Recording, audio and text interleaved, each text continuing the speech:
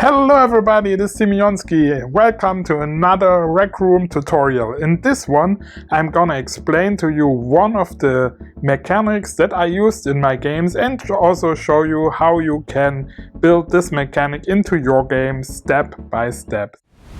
Alright, this is the second part of the tutorial or it's the fourth part already on the textured quartz. What I want to build this time, here's the selfie machine that you saw before, the selfie booth. What I want to do now is a little bit more complicated, but actually we won't need this for that. What I want to do now is to create a system where you can have a point of view camera from the angle of someone in the room, but everyone will be able to see it and you will be able to change it. This is very important that we build it in a way you can use the system like I showed you before with sending it to everyone. But, but this might get you into troubles if you sending out this signal here to everyone, and we will do it with a 30 Hz receiver. Then it might totally crash your room. So be careful how you use this. So I will not do the event sender. Now I will try to do it without an event sender, so the chances it's crashing your room are not that high. What do we want to do? So I already showed you in the tutorial before, that's why I will not be very detailed here.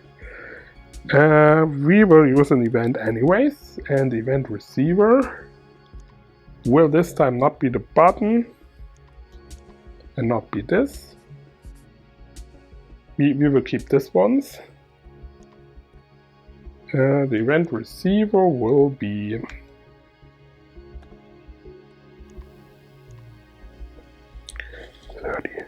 update 30 Hz.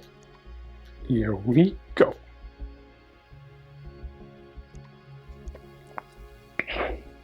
Okay, update 30 Hz.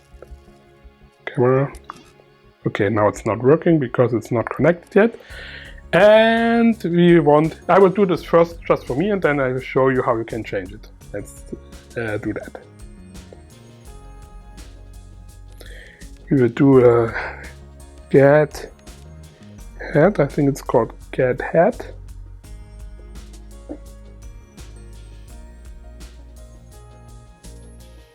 Local player. Get. So let's see, we have a lot of player get things, player get costume, but what I want to use here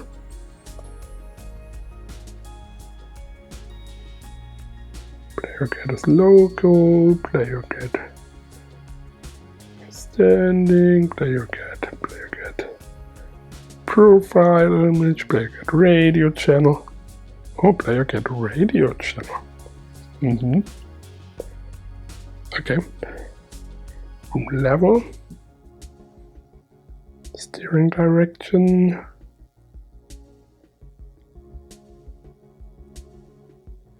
Where's the head? Let's just use head. What's something with head? Player head forward vector. Yeah, that's the one. Player head forward vector.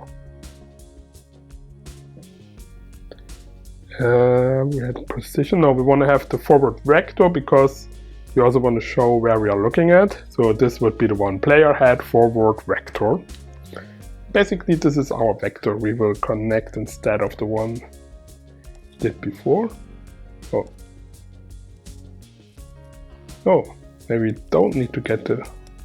Let's try.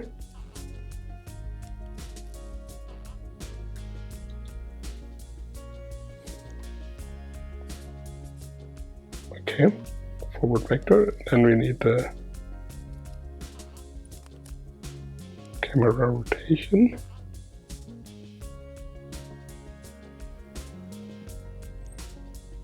So player head. Player head orientation. Okay,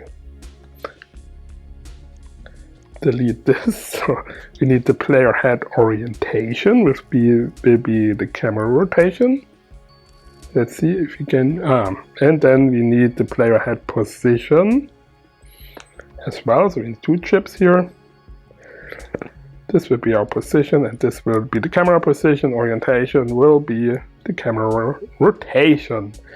So now this should already work for myself if I connect it here. So now you see exactly what I see. But for now, this will just work locally. This means everyone in the room will only see his point of view, not the point of view of another person. You do know that. Only his point of view. But we can change that easily. And this is what we want to do with a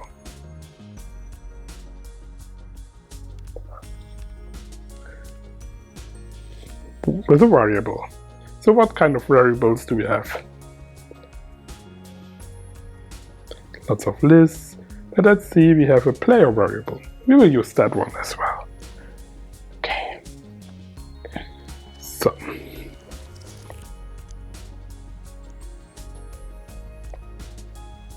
we will change that to player on screen. Basically, what we need to do, so it's for everyone, we will have that synced.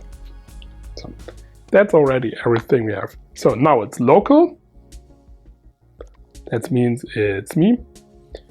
And we can just connect this here and here. So once the room is starting, this is fine. We will deal with this later. So now it's set to Simeon, but once the room is loaded, it's not necessarily set to Simeon. What you want to do is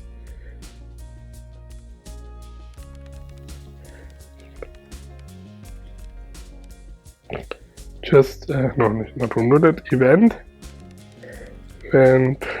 receiver.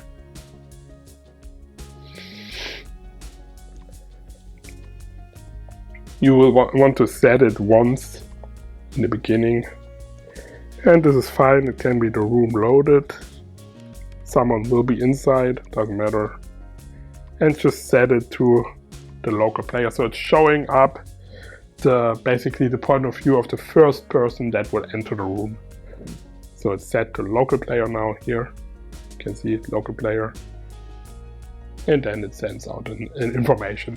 This is just for the beginning, so this will now be still just showing the field of view of the first person that's entering the room. And if anyone else will come in, it will always show this. But we can do a button to actually change the perspective. And this is, we will do a button here. And I already showed you this in another tutorial. I think it was for sending personal love letters, notes, messages, things like that. Yeah, we will basically use the same. So this doesn't need to be connected to this system at all. Yeah, it has to be connected. It has to be connected only to this chip here.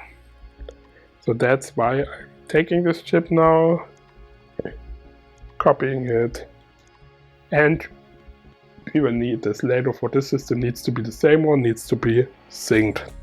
Don't forget to sync it. So we will do this now with a prompt, and we want to use the prompt multiple choice.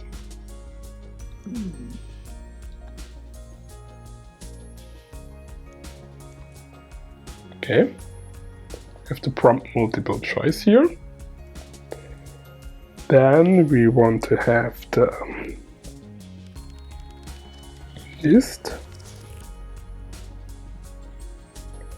So we have a lot of list variables. To use this system here, we want to have the list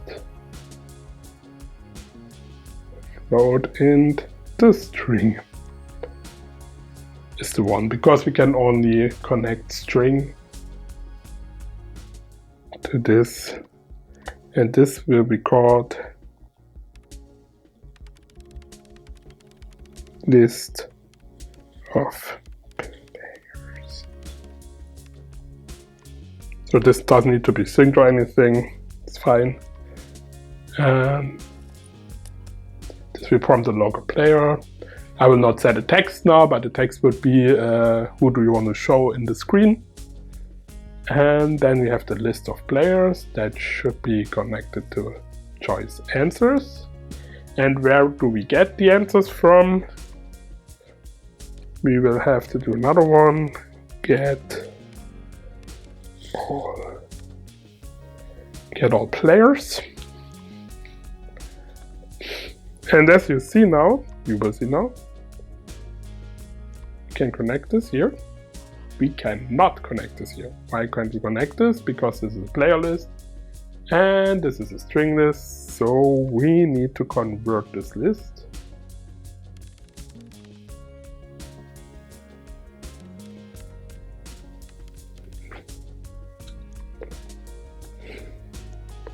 Can we do this directly? No, we cannot do this directly. So what's the trick here? Trick is this thing, it's called for each.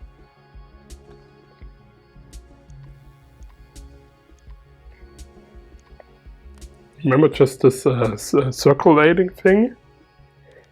And before we actually prompt the multiple choice, we need to do some conversion here. This means for each item, it will put out one of these items. This needs to go first. The loop will just be going back to for each, I think. Should just loop. Will it just loop?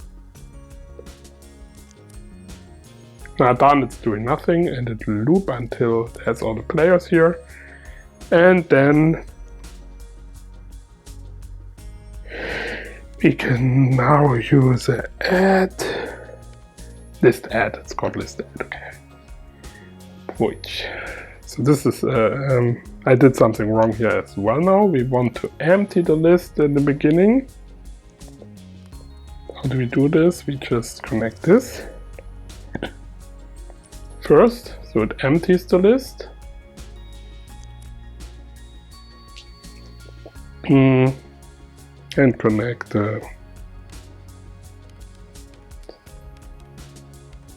just to be safe, it's not running havoc on us.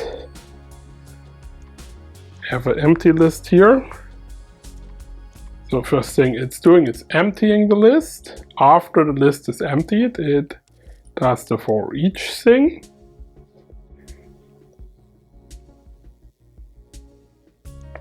Now we have to copy this as well, so we don't have to, but it's easier. And then it loops this. The target will be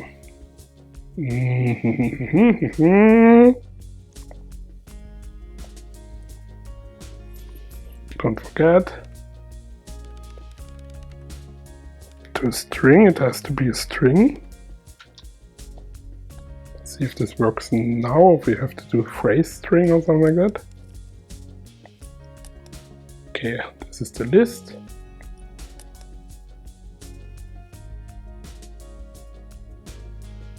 Oh, we actually do not need this at all. Just connect this here, answers, and then after this is looped and all added to the list, it should show up in our prompt. First step. So let's see if this works. Okay, it shows up my name, and it should show up trick here. Don't do it like that. Because it's adding one to the list, but we only want to trigger the multiple choice once all is done. So connect it like this. Maybe a little bit overwhelming now, but then we will have a prompt now.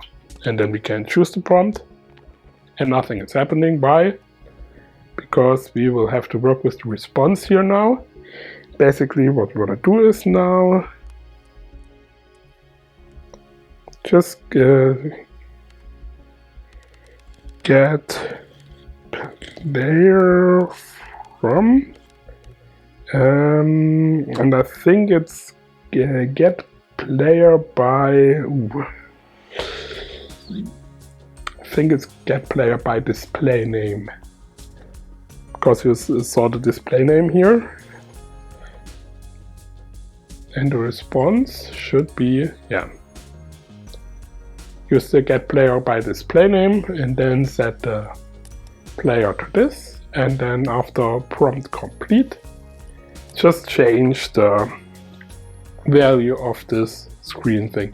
I cannot test this very well now, so it might not be working perfectly, but maybe I can test this if I am doing something like messing this up now. I can mess it up. I can mess it up, maybe, yeah. I will do the saving now. As you see, I can only test this by messing it up. Yep. This is now, this doesn't give an output, so this should not work now. Should give me a error message, good. Because there is no player set here. Yeah, it's giving me an error message. Normally, if you did it right, it should only show the first person. But I can change this by pressing this button, seeing, oh, no, there's nothing here. I want my point of view to be seen. Press OK. And here we go. And this is how you can do it with everyone. And since this is synced, it will also work for everyone. Everyone will see the same thing here. So this is how you can make a point of view screen. You can also use this, you can do a lot of things with this. You don't need to do the point of view screen. This is just an example. You could, for example, also put vectors in your room, give them names, and by that vector name, just get the right vector and change your camera angles by that. Or you can use buttons that just turn on and off cameras and things like that. You can do a lot of things with that. But this is how you change the